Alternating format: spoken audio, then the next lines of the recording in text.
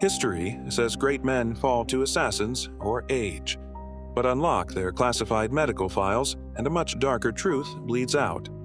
From presidents to billionaires and ruthless gangsters, some of America's most powerful men were brought to their knees by infections, poisons, and medical secrets they spent their lives hiding. While the public worshipped them, their minds were literally rotting away.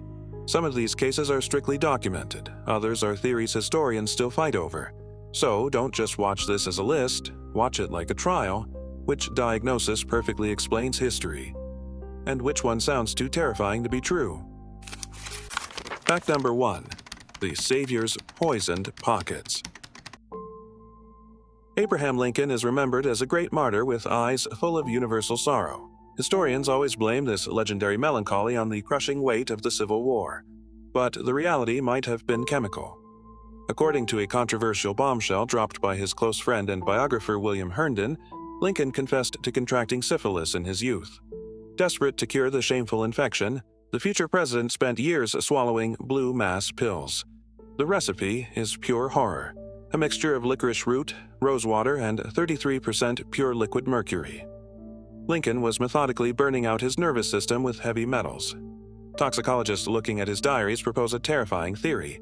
His crippling insomnia, dark hallucinations, and bursts of uncontrollable, primal rage were actually the classic symptoms of severe mercury poisoning. He abruptly stopped taking the toxic pills just months before his inauguration, realizing they were driving him mad. That single decision may have restored his sanity and saved the United States from complete collapse.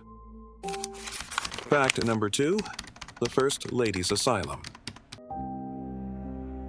Lincoln stopped the mercury, but his family was already doomed. Medical historians now whisper a dark theory to explain the tragic collapse of the Lincoln bloodline. Mary Todd Lincoln was infected by her husband and spent decades descending into absolute paranoid madness.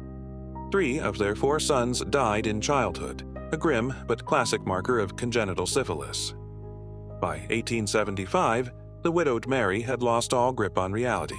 Her symptoms perfectly mirrored advanced neurosyphilis.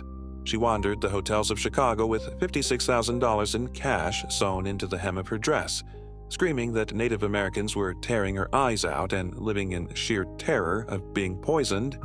It was then that her only surviving son, Robert, made a chilling decision. He secretly hired Pinkerton detectives, subjected his own mother to a humiliating public trial, and forcibly locked the former First Lady inside the barred windows of the Bellevue Place Psychiatric Asylum. Fact number 3. The Shadow Empress of Washington. In the fall of 1919, the 28th U.S. President Woodrow Wilson suffered a massive stroke. The nation was coldly informed that the leader was simply exhausted. But a compelling theory among modern neurologists studying his erratic behavior prior to the stroke points to a textbook case of advanced meningovascular syphilis. At the Paris Peace Conference, the president had suddenly become obsessed with delusional paranoia, convinced that French spies were hiding inside the furniture. Following his stroke, the United States underwent a completely silent, unconstitutional coup d'etat.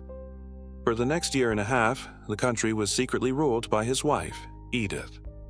In the dark corners of Washington, it was whispered about as the petticoat government. She personally filtered all state documents and allegedly forged her paralyzed husband's trembling signature on executive orders. Whenever high-ranking senators forced their way into the bedroom, they were presented with a man propped up in the dim light, completely unable to form a sentence. Fact number 4. The Biological Catastrophe of Camelot. John F. Kennedy sold America the ultimate illusion of a young, glowing, athletic playboy. In reality, declassified medical records reveal his body was a biological war zone. Dating back to his Navy days, his reckless affairs left him battling gonorrhea and severe chronic urethritis.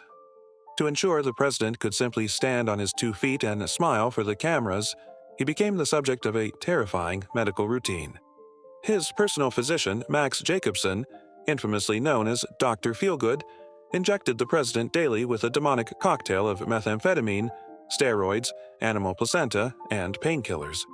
Because his spine was completely disintegrating, he was forced to wear a rigid orthopedic back brace, and that is a confirmed, tragic forensic fact of his assassination.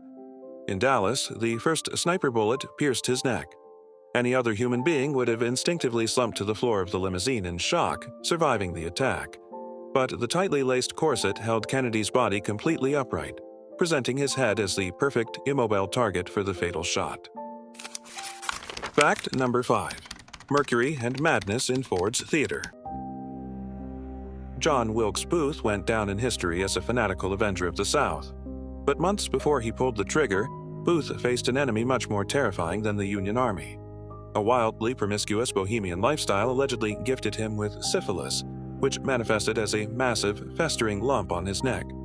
Desperate to hide the deformity, the famous actor began rubbing massive doses of toxic mercury ointment directly into his skin. 19th century toxicology is unforgiving. An overdose of this heavy metal instantly breaches the brain, burning out the frontal lobes and triggering acute schizophrenia paired with delusions of grandeur. Medical historians now propose a chilling hypothesis. Booth didn't pull the trigger purely for politics. He was acting in the grips of a profound mercury-induced psychosis, absolutely convinced he was playing the final act of an ancient tragedy. In a dark twist of fate, the president and his assassin were allegedly destroying their own minds with the exact same poison. Fact number 6. The billionaire's biological prison. Howard Hughes was the Elon Musk of his era, a brilliant aviator, a Hollywood conqueror, and a billionaire titan. But by the early 1970s, this giant had devolved into a living corpse weighing just 90 pounds. Medical biographers strongly theorized that syphilis, contracted during his 1930s Playboy escapades, was left untreated, allowing the neuroinfection to slowly devour his cognitive centers. His paranoia became absolute. Hughes locked himself on the top floor of the Desert Inn in Las Vegas. For years, he sat completely naked in the pitch black, wearing empty Kleenex boxes on his feet, paralyzed by a phobic terror of germs. He was entirely surrounded by the Mormon Mafia, a tight ring of bodyguards who cut him off from the outside world. This isolation fueled a persistent, sinister rumor that his inner circle intentionally denied him proper medical treatment, cold-bloodedly watching his brain turn to mush so they could pull the strings of his corporate empire unchecked. Fact number 7. Boiling the brain of Scarface. In the 1920s, a single nod from Al Capone would send hitmen to mow down competitors with Tommy guns. But the most ruthless mob boss in Chicago wasn't dismantled by the FBI. By the time he was transferred to Alcatraz, documented medical records show that untreated syphilis, caught from a cheap brothel in his youth, had entered its tertiary stage. The bacteria was literally dissolving his brain. An official prison IQ test yielded a shocking, undeniable result. The intellect of America's greatest gangster had plummeted to 73, the mental capacity of a 12-year-old child. The man who owned senators was forced to scrub toilets, and when another inmate stabbed him, Capone simply broke down and cried. In sheer desperation, doctors subjected him to a horrific documented medical procedure called pyrotherapy. They intentionally injected him with blood infected with malaria, hoping that a multi-day fever of 106 degrees, 41 degrees Celsius, would literally boil the syphilis bacteria alive inside his skull. The plan failed. Capone was released from prison as a helpless idiot, spending his final days using a net to catch imaginary butterflies.